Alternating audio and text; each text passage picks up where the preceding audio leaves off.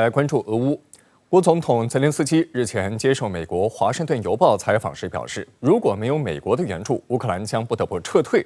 这也是泽连斯基罕见的公开谈到撤退，反映出乌克兰目前所面临的艰难处境，以及对美国推迟援助的不满。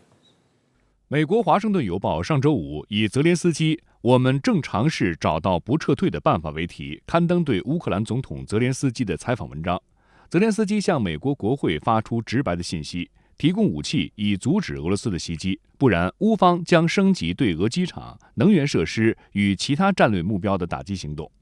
报道描述说，泽连斯基是在沙袋密布、戒备森严的总统府接受采访的，这里已几乎看不到文职工作人员，安保非常严格，以至于采访者不得不交出自己的签字笔。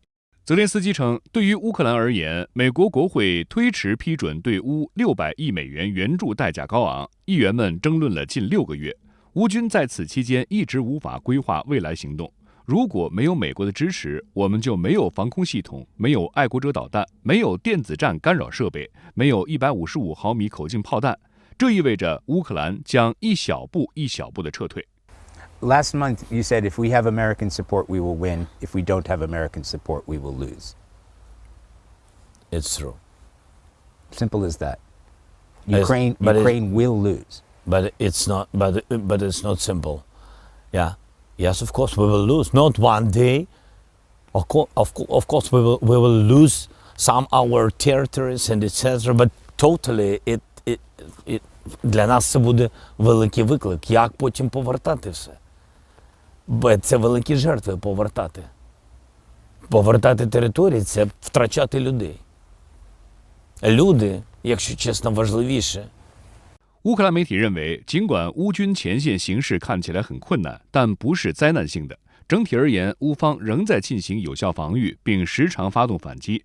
乌克兰武装部队总参谋部1号发布战报称，在过去24小时之内，前线地区发生了53次战斗，哈尔科夫、扎波罗热、赫尔松等地的110多个定居点遭到了炮火袭击。乌空军对俄军11个人员及军事装备集中区和3个防空设施实施了打击。乌武装部队空军司令奥列修克表示，3月31号凌晨，俄罗斯使用巡航导弹、无人机和弹道导弹袭击了乌克兰。乌防空部队摧毁了其中9枚巡航导弹和9架攻击无人机。另据乌克兰国家通讯社报道，俄军导弹3月31号袭击了乌西部利沃夫地区一处重要的基础设施，造成1人死亡。俄军当天还袭击了乌克兰南部的高压变电站，导致敖德萨地区停电。哈尔科夫和克里沃罗格实施限时停电。俄罗斯国防部3月31号发布通报称，在过去1天里，俄空天军使用高精度远程空击武器和无人机对乌克兰能源基础设施进行了集群打击，破坏了乌克兰国防企业武器装备的维修和生产工作。俄方打击目标均已实现。俄罗斯国防部说，俄军还在阿夫杰耶夫卡和库皮扬斯克方向击退了乌军10余次反攻。此外，俄军还摧毁了乌空军3架苏25飞机，并在100多个地区打击了乌军组装和存放无人机的车间、有生力量和军事装备。另外，据俄罗斯媒体报道，日前俄军一架苏34战斗轰炸机对南顿涅茨克方向战区进行了投弹和军事演习。俄罗斯联邦安全局4月1号发布通报说，俄罗斯联邦安全局3月31号在达吉斯坦共和国挫败了一个恐怖组织的活动。该组织由数名外国公民组成，计划在达吉斯坦共和国的卡斯皮斯克市人群密集区域进行恐怖活动。被抓获的武装分子直接参与资助音乐厅恐袭事件的实施者，并向他们提供支持。